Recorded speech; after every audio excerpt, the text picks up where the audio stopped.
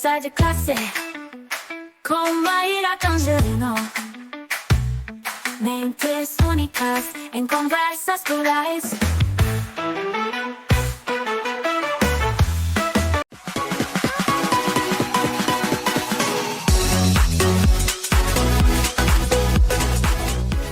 Olá, pessoal! Boas-vindas a mais um Conversa de Classe.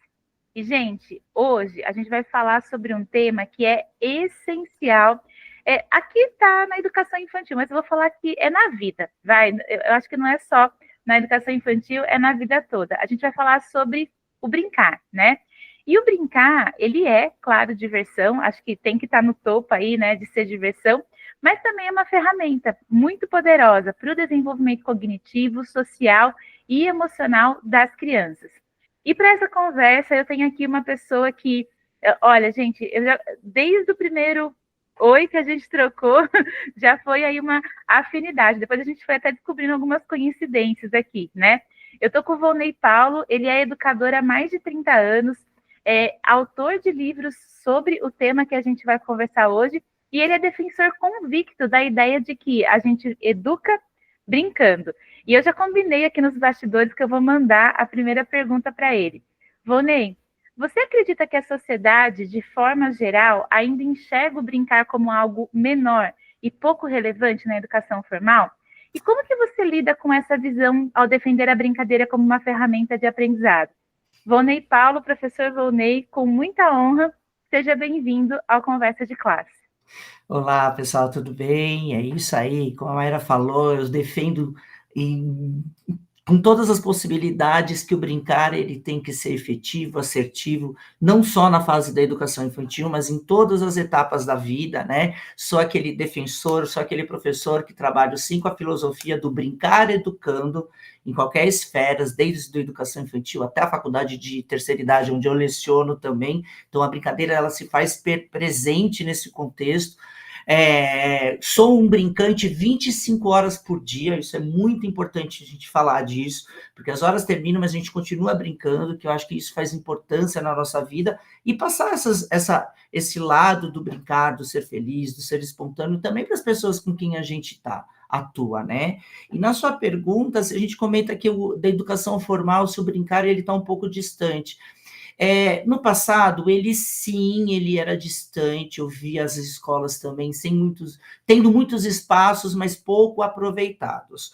Hoje, eu já encaro que o brincar, ele está presente dentro das escolas, né? Não só dentro da educação infantil, porque a gente vê uma disciplina, vê uma grade curricular permanente, que tem o brincar ali como dentro das suas horas. Hoje vamos para a brinquedoteca, hoje vamos para a contação de histórias, então tudo isso faz parte das propostas pedagógicas, das ferramentas pedagógicas que o brincar nos oferece na escola, né? Então, eu vejo que realmente as professoras estão preocupadas. Eu cheguei a dar aula na faculdade de pedagogia, nos cursos de pedagogia, e eu colocava justamente isso, que o brincar, ele é necessário em qualquer esfera, né?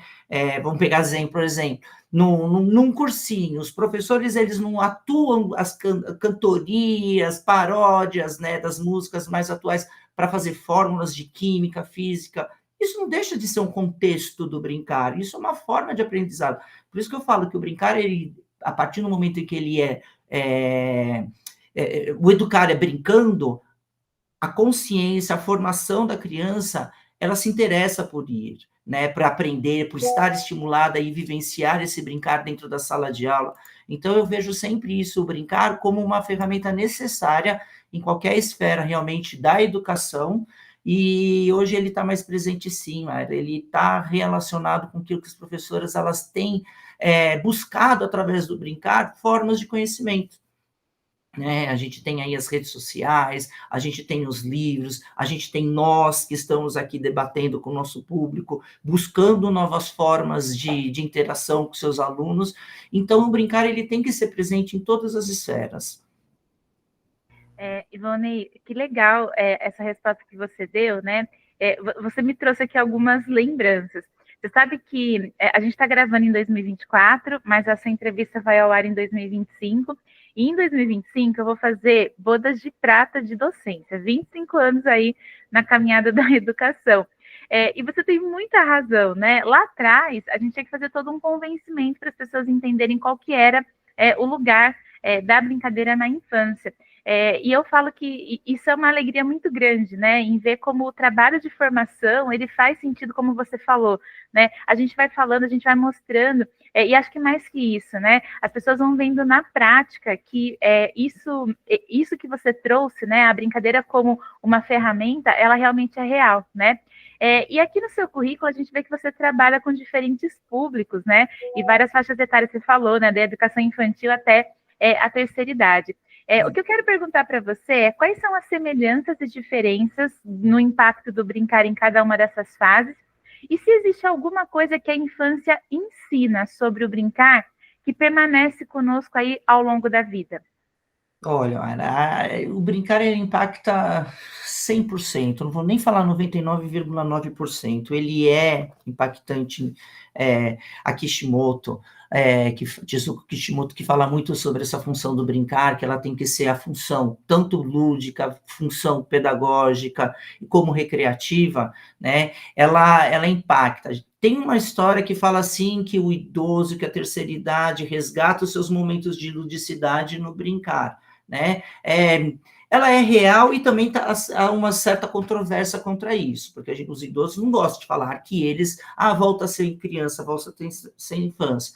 É porque eles já estão desprendidos de todas as obrigações, né? Então eles não gostam de repente, até da nomenclatura idoso, velho, né? Eles não curtem muito isso. E a gente até brinca com isso, mas, gente, vamos entender, né, a nossa realidade, vamos ver o que a gente faz, né? O Fio fala para andar, vocês são senil, vocês são masters, vocês são melhor idade. E engraçado que a melhor idade, Mayra, quem formou essa palavra foi o pessoal do turismo, porque na época que começaram a descobrir que as agências começaram a vender propostas para a melhor idade, opa, soou melhor isso. Então, como uma estratégia de marketing, a melhor idade começou a ser aceita. Né? Mas tem muita gente que não gosta, que fala que é a idade do condor, dói aqui, dói ali e tudo mais, mas a gente brinca. Então, eu acho que quando a gente fala da educação infantil, quando a gente coloca a ideia do brincar para a primeira fase, segunda fase, terceira fase, já é um senso comum de que essa época é a ideia do brincar. Se a gente falar na adolescência, por exemplo, vamos brincar hoje, numa aula, por exemplo, de uma educação física ou de um outro professor que quer sair da sala de aula, transcender a sua sala de aula para um pátio, para um espaço diferenciado, vamos brincar? Existe uma certa resistência, sabe? Então, eu também não gosto muito dessa nomenclatura brincar e jogar. Antigamente, nós tínhamos autores, né, que falavam essa diferenciação, que brincar era algo mais espontâneo, que tenha motivação, e o jogar tinha que ter um vencedor. Isso é uma coisa muito louca, porque a gente já transfere o brincar e jogar para uma competição. Então, hoje, o que eu vejo dentro da educação, que o brincar, o jogar, o fazer dinâmica, é justamente a proposta do brincante. De novo, eu não coloco a ideia da criança apenas, do adolescente, de todo mundo, do brincante estar inserido na prática da ação. Né? Então, eu vejo tudo isso como sinônimos, eu não faço essa nomenclatura.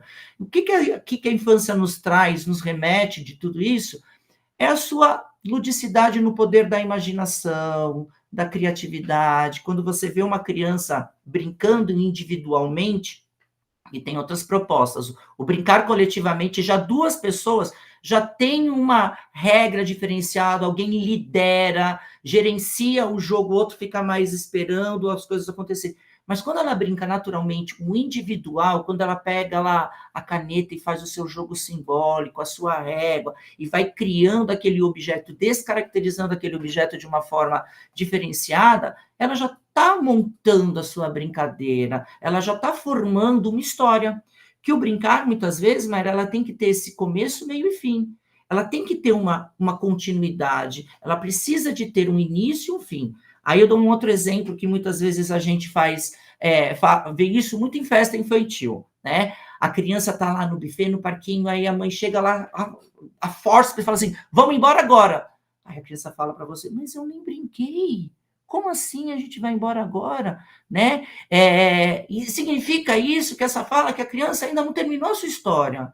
né? Então, um conselho que muitas vezes eu dou é assim, dos pais, e isso até mesmo quando a gente fala do brincar doméstico, até mesmo voltando para a escola, quando está no pátio, galera, vai bater o sinal. Os professores têm que ter esse domínio do tempo também, porque a criança não tem. Pessoal, daqui 5 minutos vai bater o sinal. Vamos terminando a nossa atividade, nossa brincadeira, né, que é a nossa proposta de hoje, e aí a gente vai se organizando. Então, vai chegar um tempo que a criança já vai automatizando o condicionamento, condicionando mentalmente ela, para que esse brincar já está se acabando. Então, ela já vai criando o finalzinho da história dela, individual ou no coletivo. Então, é muito legal essa fase que a gente fala assim, e condiciona isso é real, é comprovado cientificamente que o cérebro já interpreta que aquilo vai acabar, né? E essa proposta que a gente leva da ludicidade, quando a gente fala para todas as etapas, ela tem que ser real, né? Não precisa ser um professor, você pode ser um professor de direito, que se você aplica técnicas recreativas dentro da sala de aula, isso é fato. Os nossos alunos, eles vão muito mais motivados e felizes, porque sabe que vai aprender um conceito chato, maçante ou complicado de uma maneira divertida, coerente, responsável e leve. Perfeito, Monique. Que resposta maravilhosa, né? Sabe que o nosso público aqui é de docentes, mas também tem muita gente que ainda está na graduação, que ainda vai chegar aí no dia a dia do trabalho. Então, essas dicas são realmente valiosas, né? E você também é educador físico, especialista em lazer e animação sociocultural. Então, acredita aí que o brincar deve ser uma ferramenta também para o desenvolvimento físico aí no seu dia a dia, né? Eu queria saber como que o movimento e a interação corporal afetam o aprendizado das crianças e que desafios que você encontra para promover esse tipo de experiência nas escolas.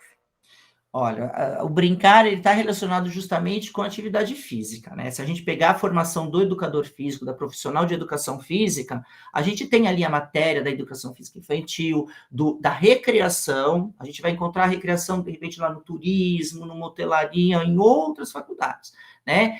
Que está relacionado, sim, com essa parte motora, porque você, quando faz um jogo, você cria, vai para o profissional de educação física, porque tem uma habilidade maior dentro da educação física escolar. Mas eu também faço um outro parênteses. A partir do momento em que a pessoa, que o graduado, que o pedagogo, que o psicólogo, que o psicomotrista, ele atua essas frentes de interagir o brincar com o movimento, né? A gente facilita o nosso trabalho. Platão tem uma frase que eu gosto demais, que ele diz assim, que a gente conhece uma pessoa em 1 hora de brincadeira do que em 1 ano de conversa, né? Então, é muito forte isso. Você consegue visualizar a pessoa, o brincante, dentro da sua reação. Se ela está boa, se ela está feliz, se ela está tímida, se ela é introvertida, se ela está alegre, se ela está preocupada com alguma coisa. Esses fatores emocionais, cognitivos, quando vem a proposta do brincar, ele é muito real ali. E quando você fala da parte física, é muito maior, porque a gente está preparado, eu no meu caso, né, já há 30 anos, trabalhando com a docência, estudando, pesquisando, a gente faz muito essa linguagem corporal dos nossos alunos, né? Então, ele é extremamente necessário o professor identificar isso, e também fica essa proposta aí para quem está estudando, para quem está se especializando, de trabalhar a linguagem corporal, porque a gente consegue, tem vários livros, vários autores, que a gente consegue descobrir se o nosso brincante, ele está mentindo, se ele está nervoso, se ele está assustado com alguma coisa, através da linguagem corporal também, né? E quando você brinca, faz o relacionamento entre o brincar, o físico, o mental e o cognitivo, hoje, de verdade, mas me assusta demais, porque hoje a gente tem que lidar dentro das propostas da área da educação física, muitas vezes com a parte mental e social dos nossos alunos, né? A gente está recebendo na escola uma geração com limites, não só motores, por conta de tecnologia, por conta de outras atividades, né? Nem vou colocar aí a pandemia como um fator agravante, porque as crianças não pararam de brincar, elas brincaram, não tiveram liberdade de espaço, né? Menos intensidade, ok. Mas a gente tem limitações motoras por conta de espaços físicos, menos quintais dentro das escolas, né, das casas, em que está dentro das escolas de educação infantil, gente. Essas escolas, elas são formadas, montadas em casas próprias e são feitas os ajustes, né? Não só nisso, seguranças de sair para a rua e poder ter essa liberdade de movimentação. Então, a gente trabalha muito mais essa parte mental hoje nas escolas cognitivas, sociais, porque o aluno leva tudo para a sala de aula. Vou dar um exemplo também aqui. A minha sala de aula, na educação física, a minha quadra, ela fica fora do colégio. Então, a gente atravessa uma rua com segurança, com suporte, tudo. E quando eu abro a porta do maternal ao 9º ano, eles saem gritando. Ele sai gritando, pulando, se ele vê bola ali, que às vezes eu deixo o material já pronto, ele sai chutando de uma tal maneira, porque, de um lado, é lógico que eu tenho que cuidar da preservação dele, da segurança, mas, por um outro lado, eu falo, cara, é o momento que eles precisam. É o momento que eles têm que ter essa liberdade de explorar o espaço e, às vezes, a voz deles de falarem. Então, hoje, além de tudo, eles também estão falando muito alto, é uma geração que fala muito alto, né? Isso é uma outra coisa que a gente pode também, de repente, discutir futuramente. A falta de tomada de decisão, a falta de iniciativa, eles esperam acontecer, eles esperam, eu dou um problema, eles esperam te dar a solução para eles irem atrás, né? Eu tive uma coisa muito séria, muito grave, que me conflitou demais com a minha proposta, com o meu lado de professor. Eu tive um 9º ano que eu pedi para eles espalharem na sala, isso, 14, 15 anos, espalharem ali na quadra e que eu ia fazer uma atividade. Ficaram esperando. Gente, eu preciso que vocês se espalhem. Aí eles entenderam e ficaram nos grupinhos. 4, 3, 2... Pessoal, eu preciso que cada um fique num canto. Não foram, não sacaram qualquer ideia, uma informação simples. Aí eu tive que ir lá na minha salinha, pegar um giz e fazer aquilo que a gente faz na educação infantil, para o Fundamental 2, para os formandos. Fiz um xizinho, coloquei o nome, e eu falei, tá vendo o que eu quero? É isso. E aí começou a transferir, aí eu comecei a jogar a dificuldade que eu tenho para eles, né? Não comecei a debater com eles, porque eu entrei em choque com eles nisso. E aí eu comecei de uma forma, vamos chamar assim, lúdica, sem ofender, sem magoar, de mudar para eles entenderem essas tomadas de decisões que tá limítrofe com essa geração que a gente está pegando, sabe, Maíra? Tá difícil isso, sim. E as professoras, conversando com os professores em salas de aula, em salas dos professores, a gente vê essa dificuldade presente com elas também, né? Então, essa parte motora, ela se faz muito presente, até mesmo na escrita, certo? Agora, nas provas, eu estava vendo a prova dos outros colegas e vendo a dificuldade que os nossos alunos têm na escrita, né? E é tudo isso, é tudo consequência da falta de mobilidade. Tem uma frase também de um amigo nosso, Mário Pozzi, que ele fala assim, que a gente tem que incentivar atividade física na infância para que não cresçam adultos sedentários. Acho que é mais ou menos essa importância, essa necessidade. Tem uma grande relação mesmo, né? E até, Vonei, a gente está caminhando aqui para a finalização da entrevista, mas eu queria até te fazer uma pergunta um pouco provocadora aqui, né? Você comentou do envolvimento, né, que a gente tem das crianças e dos adolescentes com o mundo digital e também brincadeiras em ambientes virtuais, né? Você acredita que essa brincadeira digital ela tem um valor educativo mais do que o brincar físico e social? E como que você daria uma dica para equilibrar esses dois tipos de experiência na educação, ou na verdade na vida, né? Porque acho que não é um desafio só da escola, mas é um desafio das famílias também, da vida em si. Isso. Olha, Mayra, os telespectadores podem até ficar bravos comigo, mas eu sou a favorzaço de trabalhar, de ter essa tecnologia, sim, com esses alunos, com essa geração. É a geração deles. A gente que tem que se estudar, entender como é esse processo. As crianças hoje já não nascem na barriga, elas fazem download. Começa daí. Já começa essa analogia, né? As crianças hoje já saem da maternidade com touch e tudo mais. Então, por que a gente tem que bloquear isso? É claro que esse equilíbrio tem que ter uma dosagem, não pode virar uma obsessão, não pode virar um ritmo, uma prática de vida disso. né? Hoje a gente tem, então isso compete, sim, nós pais, uma educação parental, uma educação formal dentro das escolas, um investimento que faz com que as crianças fiquem menos usos de telas. Porém, a gente não pode largar essa realidade deles, né? Porque essa evolução começa já de um tempo atrás. Se a gente pegar o banco imobiliário, né?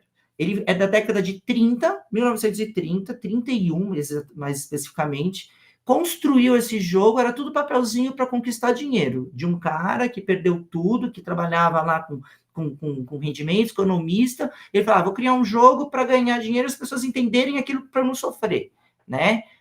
O banco imobiliário sofreu uma evolução que hoje tem cartão de crédito nos jogos. Se a gente pegar em 2024, tem até banco imobiliário que você faz o Pix, né? Então, isso é uma evolução tecnológica da realidade do que a gente vive hoje. O que antigamente eram papeizinhos, que ainda existem, a moeda, cédula, né? Cheque contra cheque, que hoje não mais, mudou para o cartão de crédito, mudou para QR Code, mudou para Pix. Então, essa evolução se faz dentro da tecnologia. Então, a gente tem que entender, sim, que essa tecnologia ela tem que ser agregadora com o universo dessa geração que está vindo. Hoje a gente tem e-esportes, né, uma modalidade esportiva, o e-jogos, e-esportes, né, que há controvérsias com ministros do esporte, que fala que não é, mas já se identificou que ele é classificado como uma categoria esportiva e desportiva. Então, a gente tem pessoas, desde o adolescente até a maturidade, jogando essa atividade, né? Então, ela é uma atividade que você pode ser agregadora. E quando você me perguntou também da questão da tecnologia, se dificulta a parte social, de verdade, eu acho que limita alguma coisa, mas quando as pessoas jogam online, elas estão interagindo com outras pessoas, pode ser um número reduzido, mas ela conhece pessoas que têm as mesmas habilidades, os mesmos gostos, do mundo inteiro, não estou falando só em nível nacional, do mundo inteiro, então ela pode ter isso, isso ela tem que ser orientada para, claro que a gente tem que ter cuidados com o que se tem na internet, porque tem muita maldade, né? A gente entende isso, mas a criança ela tem que ter esse fator social e tem que ser orientada, instruída para isso. E o que falta realmente é essa instrução. E não só podar o recurso tecnológico, não só, você não pode fazer isso, não pode isso.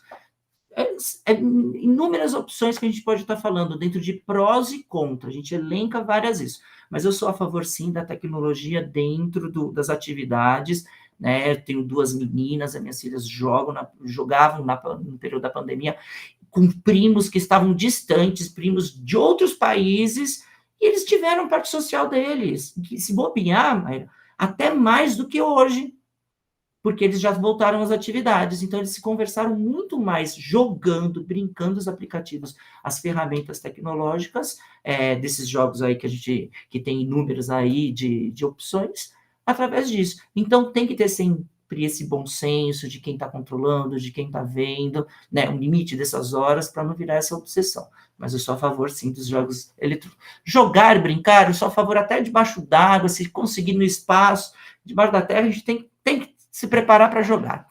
Tem que criar uma mentalidade nossa que, primeiro, que a gente precisa entender esse fenômeno, essa ação do brincar, aplicar na nossa vida para depois aplicar para os nossos alunos, para os nossos passageiros, quem é do turismo, para os nossos clientes, para todo mundo. O importante é brincar, né? Sempre. Brincar é coisa séria, é espontânea, é necessária na vida de hoje. Vonei, muito obrigada pela generosidade, pelo carinho, por ter aceitado fazer essa entrevista aí. Muito obrigada mesmo, estou muito, muito feliz de ter recebido você aqui no Conversa de Classe. E quero saber, você quer deixar uma mensagem final aí para as pessoas que estão assistindo?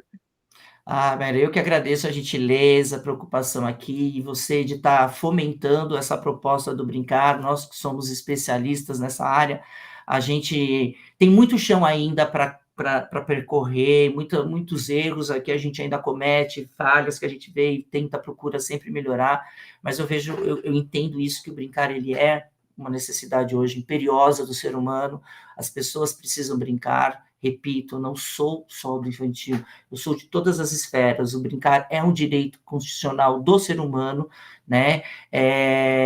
Desejo que todo mundo que esteja nos assistindo comecem a pensar nesse fenômeno, instituir a TPM, o tempo para mim, para vocês começarem a se cuidar, a brincar, as brincadeiras intergeracionais, as brincadeiras domésticas, e para os profissionais ocupar um tempo do seu período de aula, do seu planejamento, para uma etapa do brincar, de fazer a diferença, de fazer a construção do sujeito, né? E aí eu queria também só mostrar assim, que quando eu comecei a brincar na faculdade, interagir, aí as minhas alunas pediram para fazer um livro. Então, olha que legal, como eu falo que o brincar ele é para todas as esferas. Esse daqui, é o meu primeiro livro, que é a Recriação em Ônibus. Então, a gente fala assim, cara, como assim em ônibus? Sim, eu sou do turismo também, sou guia de turismo, e aí eu coloquei todos os meus embasamentos, meus registros, num livro. Então, é um brincar de um espaço físico menor, restrito, e que atinge hoje um ônibus, um meio de transporte. E depois aí veio, que você podem até ver, que meu sobrenome aí fica Vonei aqui acolá, porque veio esse livro Brincar Aqui Acolá, meu e de uns amigos meus, que nós fizemos justamente isso para qualquer espaço. Então, caças ao tesouros, os tesouros, gincanas, brincadeiras de raciocínio lógico, e brincadeiras antigas, resgate, né? E eu sou um cara que sou amante, não sou um pesquisador, sou um conhecedor dessa área. Se alguém precisar me procurar, pode me chamar. E esse daqui é o último, só para terminar de mostrar, é o Brincar, Jogar e Incluir, que é justamente para pessoas com inclusão, para acessibilidade, pessoas com necessidades especiais, que é o último. Então, fora isso, a gente já fez vários outros livros. Procurem a gente, né, Maíra? Deixa lá que eu falo que é a VDV, a vida de vocês antes do Volney e depois do Volney. Tenho certeza que a minha mensagem final é isso. Depois que vocês me conhecerem, eu vou ajudar vocês em tudo. Professor Volney, estou com dificuldade de uma brincadeira, preciso fazer isso, isso, isso. Pode ter certeza que eu vou responder. É isso, viu? Gente, valorizem isso, hein? Porque quem se coloca assim à disposição para a gente, né, vale ouro. É um tesouro mesmo na nossa vida. Só vem. Só vem, né? Vonei, muito obrigada mesmo, né? E, pessoal, a gente se vê no próximo Conversa de Classe. Até mais.